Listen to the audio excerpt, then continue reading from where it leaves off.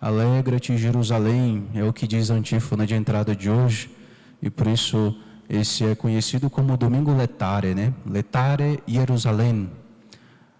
Jerusalém, a própria igreja, simbolizada aqui pela própria igreja. Veja, hoje é um dia em que nós podemos até mesmo, né, quebrar o nosso propósito quaresmal. Eu falava hoje de manhã, né, em uma das homilias, eu dizia assim: e dependendo de como você está lidando com esse propósito quaresmal, talvez eu até lhe recomende a quebrá-lo. Talvez você esteja com muita dificuldade para cumprir esse propósito quaresmal. Aí realmente não convém, né? Convém talvez você permanecer aí firme, já que você está tendo muita dificuldade. Mas se está sendo uma coisa que está muito tranquila e de certa maneira você está um pouco até apegado a isso, talvez seria melhor de fato hoje, e apenas hoje, ainda dá tempo, talvez quebrar o propósito quaresmal. E eu vou explicar um pouco o porquê disso. Um monge russo, certa vez dizia assim: sem mortificação o homem vira bicho, vira animal. Ele se deixa levar pelos prazeres carnais, a comida, a bebida, né, a luxúria, o sexo e por aí vai, a avareza e assim por diante. São pecados mais relacionados à matéria, né, a algo palpável. Mas com mortificação demais, o homem pode se tornar um demônio. Isso é um pouco pesado, né? Mas ele explica isso. Porque com muita mortificação, o homem pode cair num pecado da soberba e da vaidade. E pensar assim: nossa, como eu sou bom aqui. E se apegar de tal maneira a estas coisas, né, e se enchendo de soberba e vaidade. É o pecado próprio dos demônios. Os demônios não têm corpo, então eles não pecam comendo demais, eles não pecam bebendo demais, eles não pecam em relação ao sexo, enfim, né? Mas eles pecam com esses pecados mais espirituais: soberba, luxúria, soberba, vaidade, inveja, né? A ira também, mas principalmente este, soberba e vaidade. Então, se há um apego, talvez, que pode acontecer, né, de alguém estar apegado até, né, ao propósito, né, aquela mortificação. Aí é interessante, de fato, que se quebre o jejum hoje, né, e apenas hoje, é claro. Veja, a antífona de entrada hoje diz para nós nos alegrarmos, mas não é uma alegria mundana, entenda isso, né? Não é uma alegria de, hoje eu posso comer aquela comida lá, então que eu estou privado a quaresma inteira. Não é simplesmente isso. É uma alegria que vem da consolação de Deus. É uma alegria que vem de Deus, que deve vir da consolação que Deus nos envia. A liturgia de hoje é uma consolação. E eu vejo, a liturgia começa falando de alegria para que os homens se alegrem. E o evangelho de hoje vai falar da alegria de Deus. Desse Deus que se alegra porque este filho, né, o seu filho, este meu filho estava morto e tornou a viver, estava perdido e foi encontrado. Então, era preciso se alegrar. Veja, quando o homem, né, nós temos aqui no evangelho exatamente as duas faces, né, que eu coloquei agora, os dois extremos. Quando o homem não se mortifica, não faz nenhuma mortificação, ele acaba se perdendo como um filho pródigo. Pega tudo que tem, né, avareza, né, me dá a parte da herança. Veja, já pede para o pai que está vivo a herança dele. E vai gastar tudo numa vida desenfreada, como o próprio evangelho diz. Sem mortificação, o homem se perde nisso, como o filho pródigo. E depois passa a necessidade, já voltamos nisso. E com mortificação demais, apego demais à lei, nós temos esse filho mais velho. Veja como é a atitude desse filho mais velho. Ele fica com raiva, ao mesmo tempo ele tem inveja do outro, né? E raiva também. E é interessante as falas do filho mais velho. Olha só: eu trabalho para ti há tantos anos. O filho mais velho, ele não se considera de fato como filho. Ele é um trabalhador na casa do pai dele. Eu trabalho há tantos anos para ti e jamais desobedeci a qualquer ordem tua. Quando nós nos apegamos demais à lei e esquecemos do amor, nós esquecemos que a lei existe para nos conduzir para o amor, para a caridade. A gente fica burrinho assim, igual o filho mais velho. A gente fica burro assim, tá? Isso é burrice. Você vai entender por que é burrice.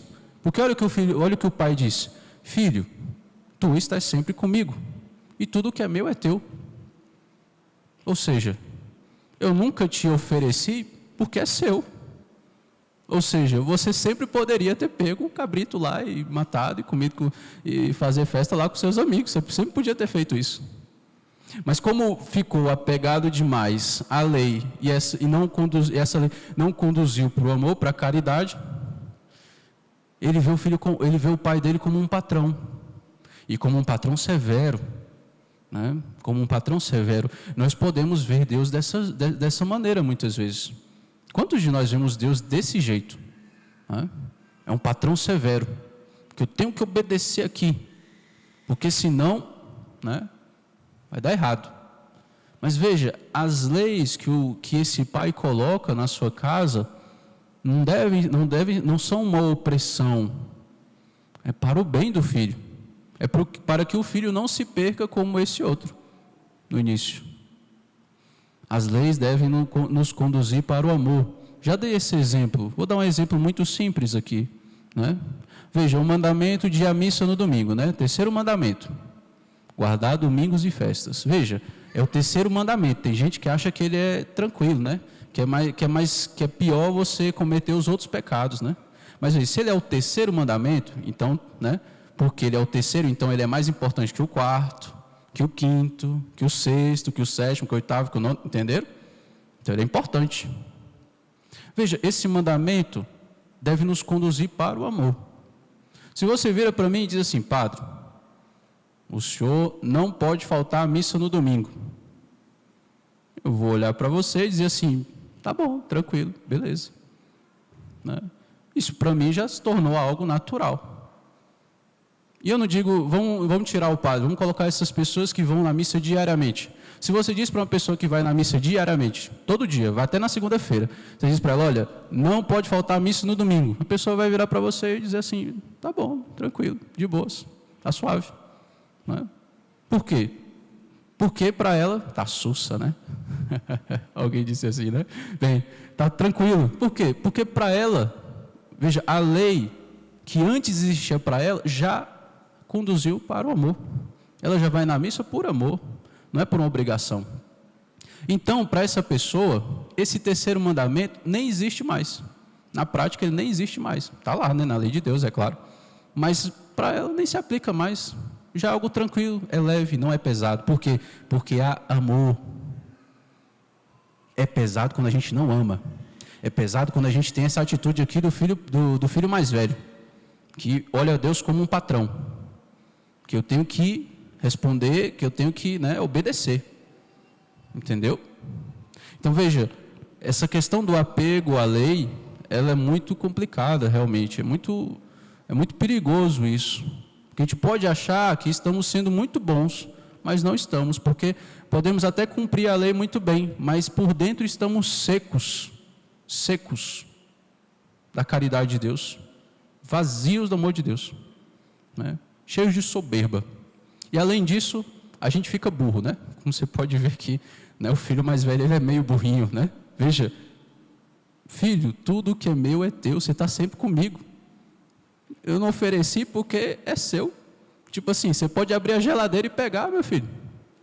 Imagina um filho, né, que vê lá as coisas ali dentro da geladeira lá e ele nunca pega, porque o pai não me ofereceu.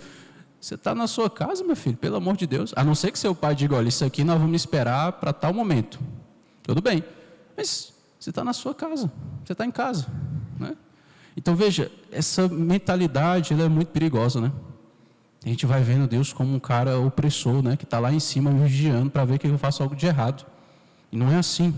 Em contrapartida, nós temos o filho mais novo, que se deixa levar pelos prazeres da vida, não é?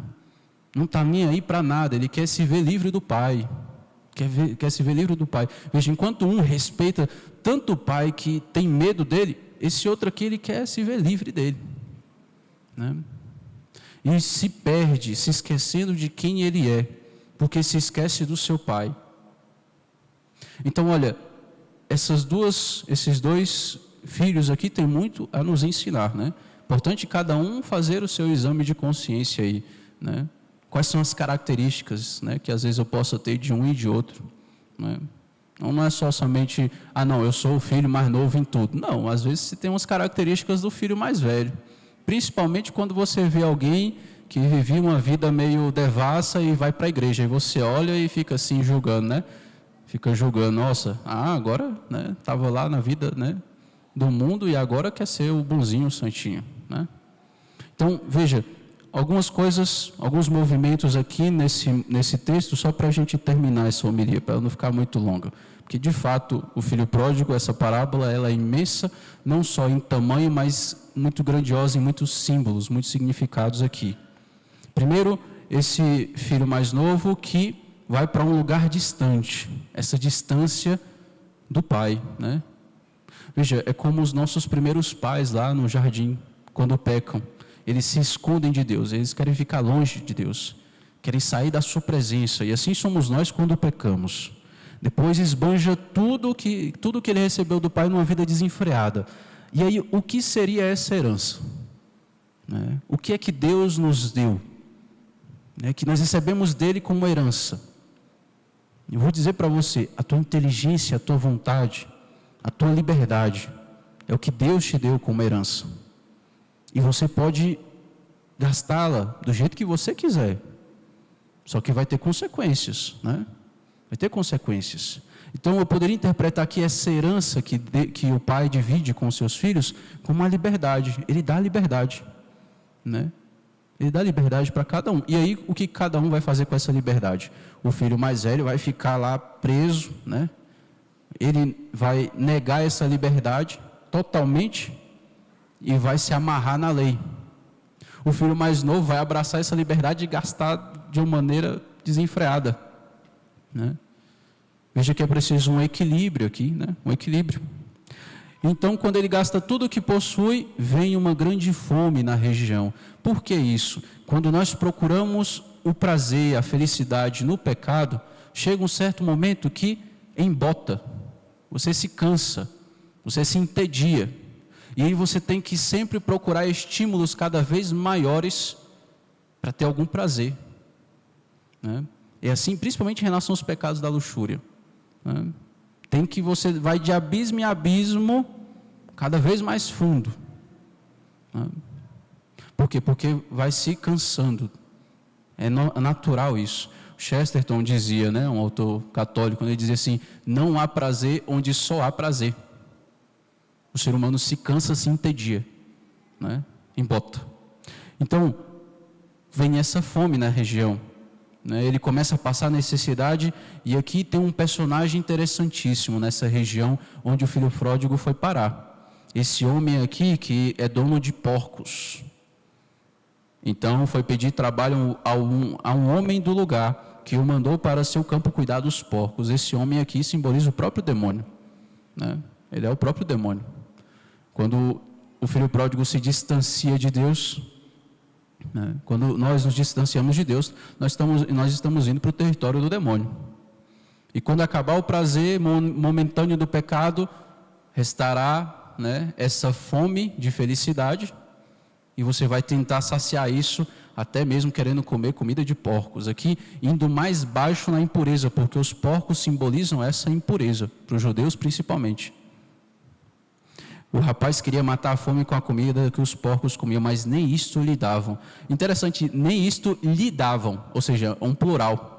São os outros que estão ali naquela região, né, que trabalham para esse homem, né? Então você pode imaginar aí o demônio, o diabo e os seus demônios, né?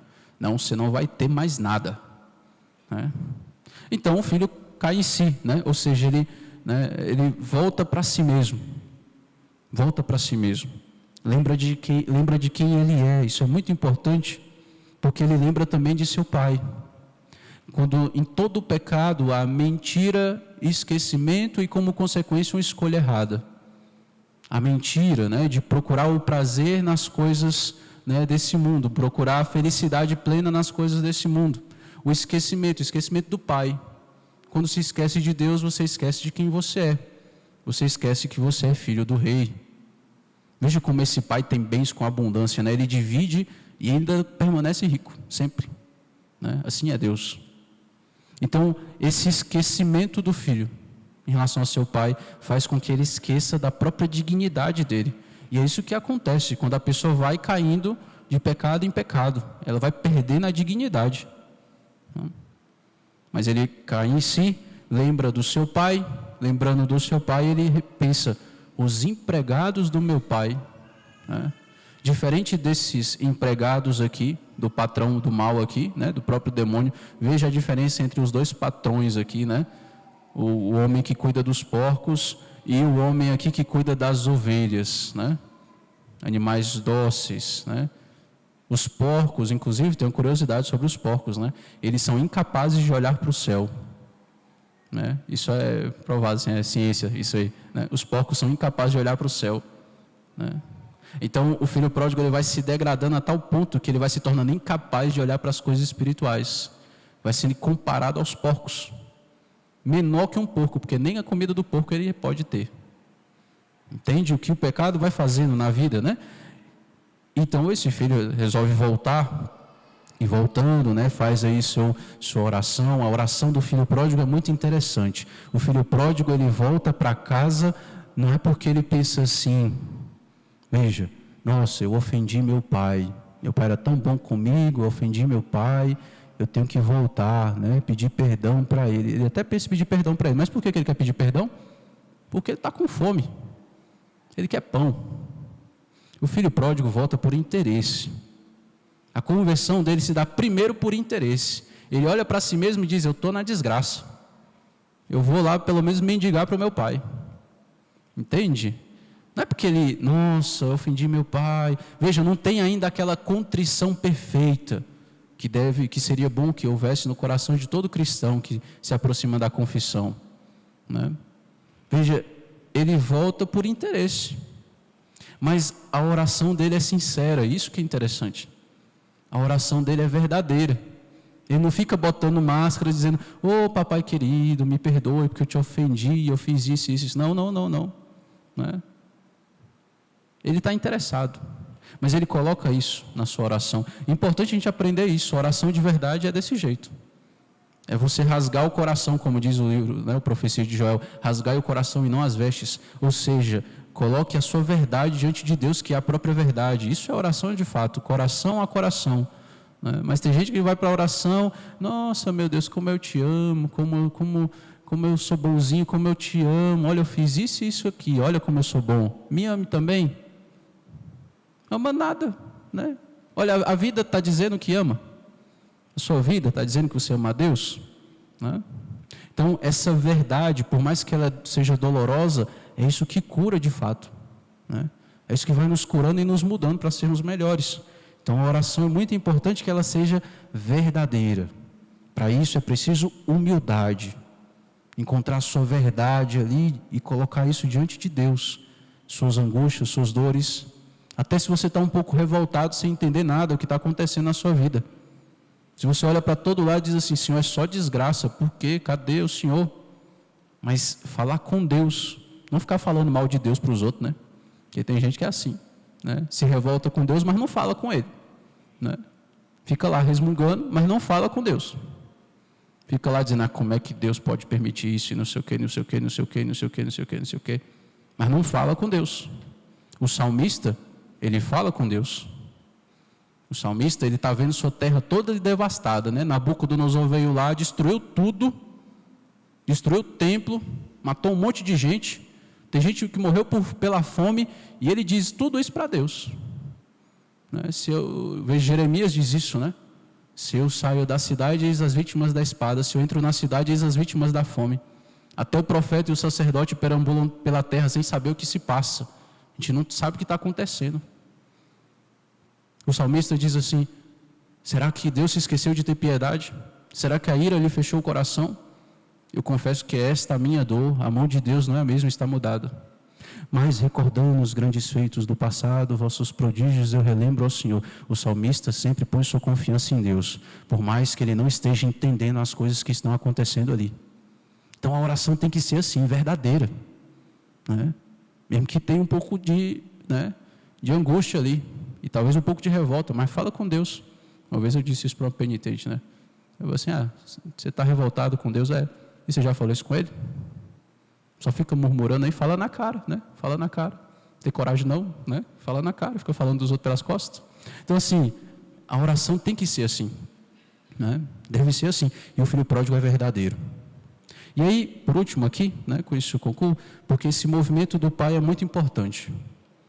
Quando ainda estava longe, seu pai o avistou e sentiu compaixão. Veja, no latim, no texto, né? No latim, que é o texto oficial, né, da igreja, está assim, vidit illum et misericordia motus est.